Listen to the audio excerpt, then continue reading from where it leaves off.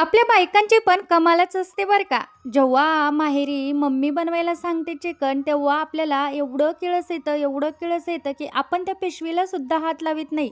आणि जेव्हा सासरी आणतात, तेव्हा आपण रगडू-रगडू त्याची भाजी करतो आणि उलट सासूबाईला सांगतो, की तुम्हाला नाही जमत ते व्यवस्थित आणि मी करते.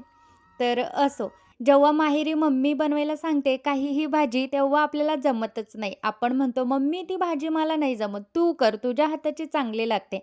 आणि त्याच सगळ्या भाज्या आपण सासरी आवडीने करतो.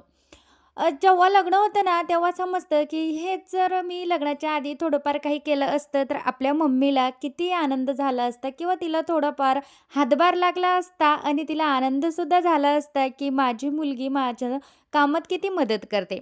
पण नाही, आपण माहेरी करतच नाही. आपल्याला येतो तो सगळं बळ सासरीच आणि ते पण सासरी करून आपला काहीच उपयोग नसतो.